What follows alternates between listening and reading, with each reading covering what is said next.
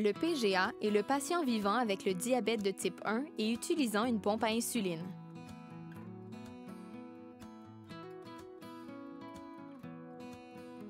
Le rapport du profil glycémique ambulatoire, ou PGA, est très utile pour évaluer le contrôle glycémique chez les patients vivant avec le diabète de type 1. Avec l'aide de l'outil PGA de l'IRCM, nous pouvons faire une analyse afin d'établir un plan thérapeutique pour le patient. Voici Maude, une jeune femme âgée de 28 ans. Maude vit avec le diabète de type 1 depuis 10 ans. Elle n'a aucune complication reliée à son diabète. Elle s'entraîne présentement pour sa première course de 10 km en jogging.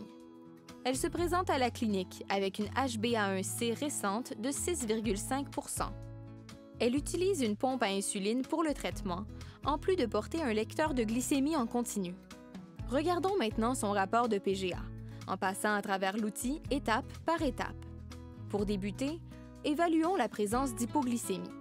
La ligne du 25e percentile touche-t-elle le seuil bas d'hypoglycémie? Dans ce cas, la réponse est oui. Maude fait des hypoglycémies 25 % du temps, soit environ un jour sur 4, entre 2 h et 5 h du matin. Deuxièmement, évaluons la tendance glycémique. La médiane est-elle dans la cible? La réponse est oui, malgré qu'elle touche la limite supérieure entre 20 h et minuit. On observe que la glycémie augmente entre 16 h et 20 h et qu'il y a une baisse significative de la glycémie entre minuit et 3 h du matin, suivie par une légère hausse entre 4 h et 7 h du matin.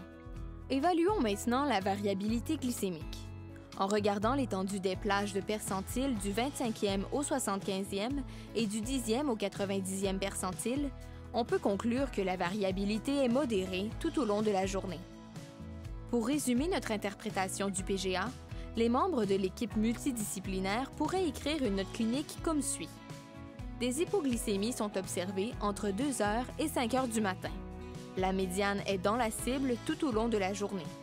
Il y a une tendance à la baisse entre minuit et 3 h du matin et des tendances à la hausse entre 4 h et 7 h du matin, ainsi qu'entre 16 h et 20 h. La variabilité glycémique est modérée tout au long de la journée. L'interprétation du PGA indique que Maude fait des hypoglycémies la nuit, le plus souvent entre 2 h et 5 h du matin. Il est donc très important d'identifier les causes de ces hypoglycémies. Maude nous a mentionné qu'elle s'entraîne pour une course de 10 km de jogging. Sachant qu'il y a un risque d'hypoglycémie pendant et après l'activité physique pour les patients qui vivent avec le diabète de type 1, on explore cet aspect avec Maude. Pour cela, on se réfère au verso de l'outil à la section Activité physique. Plusieurs facteurs peuvent être explorés, incluant la glycémie au début de l'exercice, l'insuline active durant son activité physique, le type et la durée de l'activité. Maude nous mentionne qu'elle s'entraîne le soir, entre 17 h et 19 h, de 3 à 5 fois par semaine. Elle utilise une dose d'insuline basale temporaire réduite de 80 % pendant ses entraînements, en initiant cette réduction 1 heure avant le début de la course. Elle mentionne aussi différer son souper après cet entraînement. Quand on lui mentionne si elle fait des hypoglycémies la nuit après l'activité physique, elle nous répond qu'elle a souvent un sommeil agité et qu'elle se sent fatiguée le matin.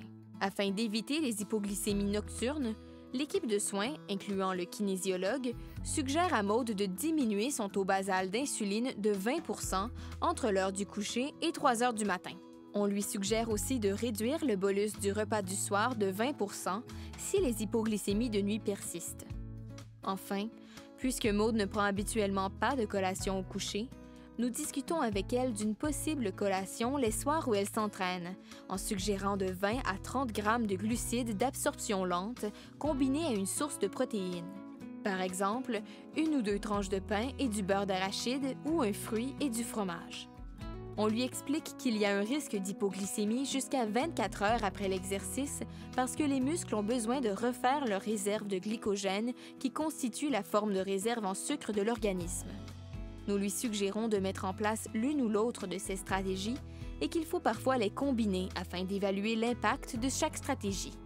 Nous lui expliquons aussi que pendant l'exercice, la fiabilité du lecteur en continu de la glycémie peut être réduite, avec une tendance à surestimer la glycémie réelle. On demande à Maude de nous envoyer son rapport de PGA dans 2 à 4 semaines. Nous pourrons réévaluer le PGA, faire les ajustements dans les paramètres de la pompe au besoin et explorer des stratégies additionnelles pour la gestion des glycémies autour de l'activité physique. Nous aborderons par exemple l'impact du stress sur les glycémies lors des jours de compétition avec un risque d'hyperglycémie.